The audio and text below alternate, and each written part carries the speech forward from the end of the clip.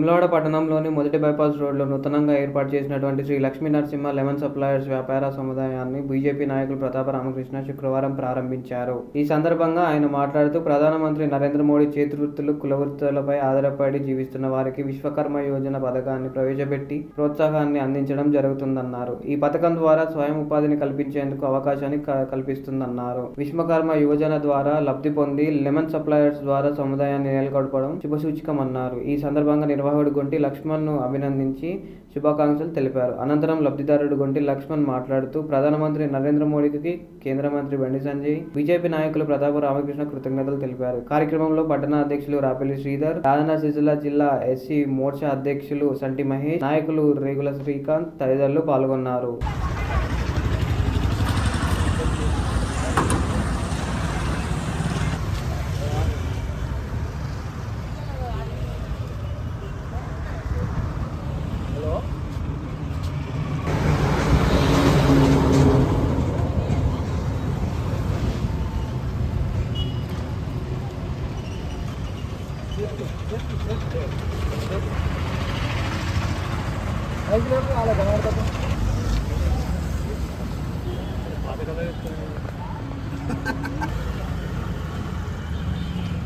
ప్రధానమంత్రి గారు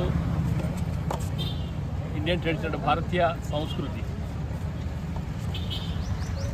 కుల వృత్తులు, చేతి వృత్తులు ఏవైతున్నాయో వాటిని ఎంకరేజ్ చేయడం కోసం దాదాపు లక్షలాది మందికి విశ్వకర్మ యోజన కింద 1 లక్ష రూపాయలు మంజూరు చేయడం జరుగుతూ ఉంది.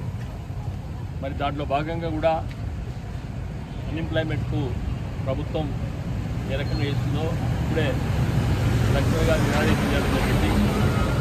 ఈ జిల్లాలో కూడా దాదాపు 1000 మందికి ఈ విశ్వకర్మ యోజన కింద అనేక చేతి వృత్తాలు కూడా ఇవ్వడం జరుగుతుంది కనుక ఇది కంటిన్యూషన్ స్కీమ్.